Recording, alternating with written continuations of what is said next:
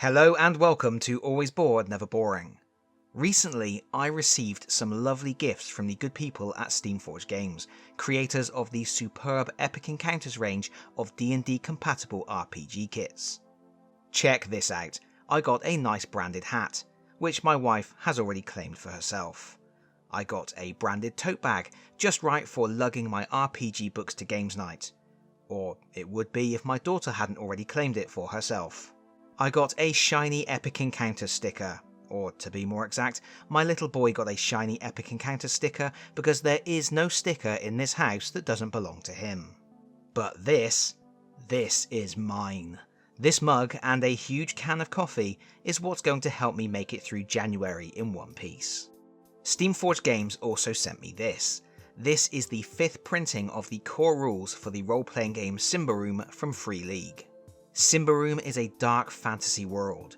If you play something like D&D, the setting, populated as it is with elves, trolls, ogres and goblins, won't feel completely alien to you. But this is a much darker place, laced with horror. Much of the plot centres around the terrifyingly vast forest of Davokar, where a nameless, formless evil grows and corrupts. Heroes often venture into the forest in search of treasure and lost wisdom, setting out from these small, fragile outposts of civilization at the fringes of the tree line. But will those heroes find glory or death at the claws and fangs of terrors beyond comprehension? I had heard of Symbaroum, and I was aware the setting had been spun off into a D&D compatible game called Ruins of Symbaroum, but I didn't really know anything about it. But having read this book over the Christmas break, I am intrigued. The book is full of gorgeous brooding artwork, the setting is right up my street, and the rules seem very slick and devoid of clutter. Most things are either resolved through role-playing or a very simple dice-based test that is the same whether you are punching a monster in the face or negotiating with traders. Also, in an interesting twist, the Games Master never rolls any dice. The fate of the heroes is in their own hands. I have spoken with my role-playing group and we have all agreed to give this a go in the very near future. So if you are interested to know more about this setting, the rules and how we got on with it, please let me know in the comments and I will see about making a follow-up video. But why did Steamforged Games send me this? Well, it was mainly to give me a better understanding of the lore of Symbaroum, so I could speak with more authority on this. Yes, Steamforged Games have collaborated with Free League to create 2 Epic Encounter sets for Ruins of Symbaroum, the D&D compatible rule set that ports the dark brooding atmosphere of Symbaroum into a more familiar framework. Both sets are currently available to pre-order direct from Steamforged Games. You will find a link to the pre-order page in the video description below, and I have been sent advanced review copies to give you a better idea of what they are all about. Before I dive into these boxes, first I should elaborate on what Epic Encounters is for those who don't know. The Epic Encounters range comprises box sets for Games Masters that make creating exciting one-shots, set pieces and even extended campaigns much easier. Each box contains pre-assembled miniatures, maps, rules and loads of hints and tips for running each encounter, so you can ensure an evening of epic entertainment with your gaming group with a minimal amount of prep and setup. In the core Epic Encounters line, each new release usually comprises 2 boxes, which work independently, but which can be combined for an even more elaborate quest. One box contains mobs. This is the box where you will find your grunts, hired hands, and foot soldiers, usually accompanied by a leader character, such as a powerful sorcerer or warlord. The second box contains a massive boss monster for a suitably climactic finale. For Ruins of Symbaroum, Steamforged Games has followed a similar format. 2 boxes, one with mobs, one with a massive boss. But there are some notable differences. The first box, entitled The Gem in the Barrow, contains 3 different factions plus 5 hero miniatures. So these 2 boxes really do give you everything you need for a life and death struggle in the depths of the forest of Davokar. The map, as far as paper maps go, is decent. The art is good, if a little dark, it has a satin finish so it doesn't give off too much glare, and it's printed on thick paper. On one side you have some kind of cairn, the Barrow of the title, and I am already imagining how you could use this map for the exterior location and then transfer to a maze of board tiles when the heroes venture inside. On the reverse is a barbarian encampment, which has some nice detail on it. I can see this being useful in a lot of different settings. Under the map you have the encounter booklet. It's good quality and weighs in at 28 pages. We'll take a closer look at that in a moment. And then you have a tray of 20 miniatures. And what I like about how Epic Encounters is presented is all of the miniatures are safely housed in trays with lids, but those trays don't grip the miniatures tightly.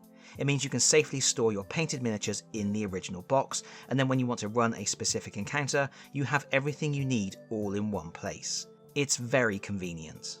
In this set, you are getting 5 unique heroes, including an awesome knight who I may be calling Sir Ragnar from now on, for reasons.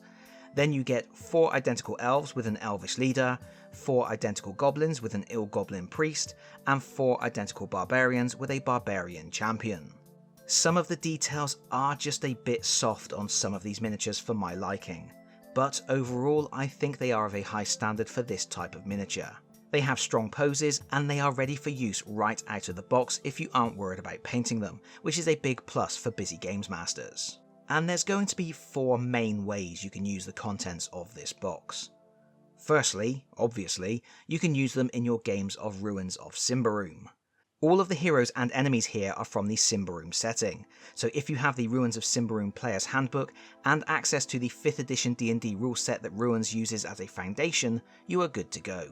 If you just play D&D, that's fine too.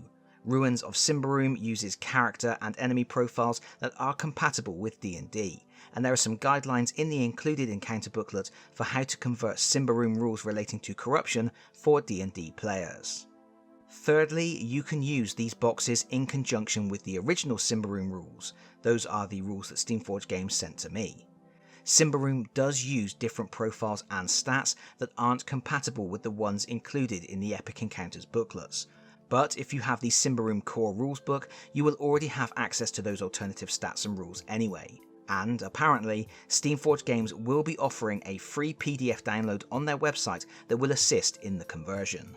Finally, you can use the miniatures and maps for any role-playing or tabletop game you like. Need some new heroes or variant goblin sculpts for HeroQuest? This box has you covered. Want new rangers for Rangers of Shadowdeep? There are some excellent options here. While miniatures and maps are fantastic and incredibly useful, the encounter booklets in these sets also do a lot of heavy lifting. Even if you aren't going to use the rules, they usually have a wealth of ideas, tips and tricks you can employ to enhance your own campaigns. I am going to flick through this booklet very quickly, so there will be spoilers ahead. Check the timestamps in the video description if you would like to skip ahead. First you have the contents, and then an overview of how to use the encounter. This section details the 3 rival factions, elves, barbarians and goblins, and it suggests some hooks to get the adventure underway. The idea here is that a group of heroes are stumbling into the middle of a 3-way contest to acquire a special gem, and the booklet provides enough information for you to understand how each faction is going to approach the situation. The question is, who, if anyone, will the heroes align with? The next part of the booklet describes how to run the first part of the adventure at the Barrow. You get a map of the Barrow with the important locations marked out, and there is a table to randomly generate what should happen to anybody sneaking inside.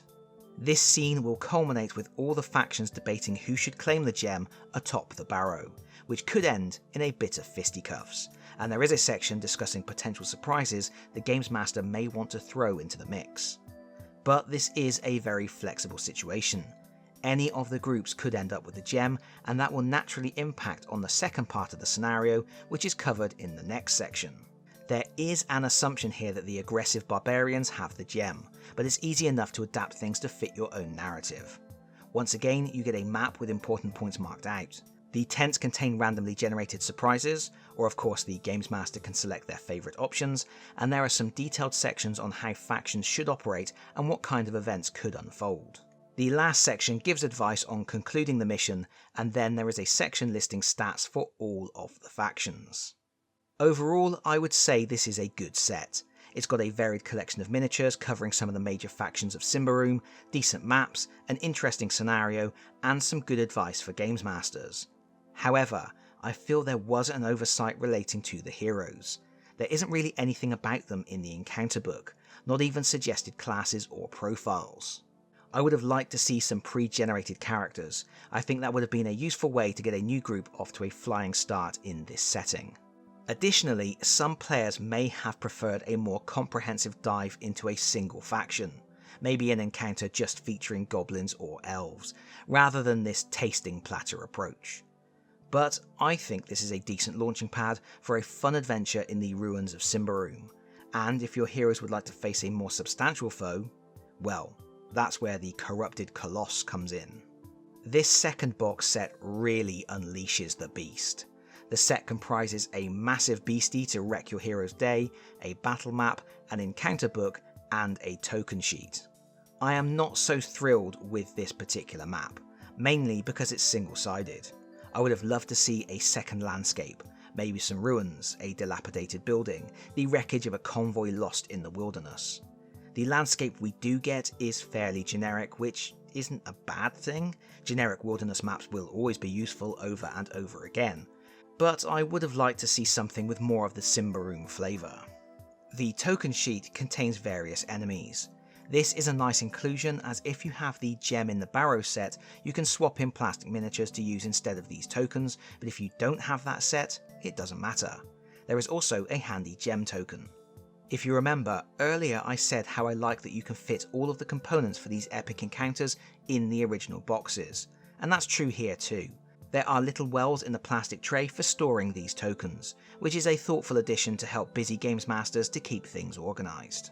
Of course, the showstopper in this set is the mighty Coloss. It is huge, standing on a whopping 100mm base. It looks incredibly threatening, and as a really nice touch, the integrated scenic base has been cast in a different colour to the rest of the miniature. So even if you aren't planning to paint your Coloss, or at least not paint it right away, it's still going to look pretty good on your tabletop. Thanks to Epic Encounters, Monster Hunter, Horizon Zero Dawn and Dark Souls, Steamforged Games have become experts in making gigantic foes, and that experience is on show here. It's just a cool centerpiece for an adventure. You also get a 28-page encounter booklet, which follows a similar format to the one we've just seen. Again, I'm going to flick through this, so to avoid spoilers, check the timestamps in the video description. You have your contents, and then an introductory section that runs through how to use the encounter pack, including recommendations for increasing difficulty for higher level parties. You get an overview section that runs through the nature of the encounter and suggests some hooks for getting your heroes into the thick of the action. Perhaps they have seized the gem in the Barrow and learned that it can kill or cure the rampaging Coloss. Or maybe they are simply working at the behest of nearby villages who have suffered the wrath of the monster. If you are using the Coloss as a final showdown for the Gem in the Barrow adventure, there is a section here on how to incorporate the gem and use its powers. The next part of the book handles combat, highlighting all of the important parts of the arena where the final battle occurs.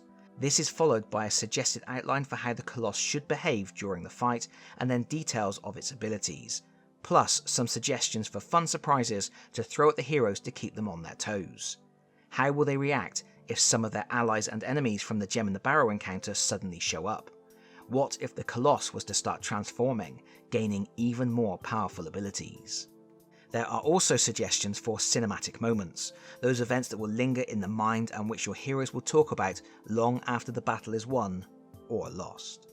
The final pages of the booklet are dedicated to enemy profiles. There are stats for 3 progressively more dangerous versions of the Coloss, plus stats for goblins, elves and barbarians. All told, this encounter feels very complete, and if you do run the Gem in the Barrow encounter, this seems like a nice bookend to that adventure. An exciting way to make all the effort feel worthwhile. I would have liked to see a second map in this pack, but that is a minor complaint. However, as with most of the Epic Encounters sets, I do feel you get more value out of the mob packs than the boss packs. I'm just going to have a lot more opportunities to use goblins, barbarians, elves, rangers and knights than I am to use a giant corrupted beast. So if I had to pick just one of these, I would go for the Gem in the Barrow. But as a complete set, it feels like a cohesive experience that should be a lot of fun. And that just about covers it for today's video. Remember, both of these boxes are currently available for pre-order until mid-February, and I will put a link in the video description below so you can check them out in more detail. Do let me know in the comments if these Symbaroum Epic Encounter crossovers look interesting to you. Perhaps you've played Symbaroum and would like to share your impressions, or if you would be interested in knowing more about the original Symbaroum rules in a future video, let me know that too. Thank you once again to Steamforged Games for the opportunity to review these sets, and as always, if you like the video, please consider pressing the like button. If you really like the video, please consider subscribing if you don't already do so, and hopefully, I will see you all again very soon. Bye bye everyone. Bye bye.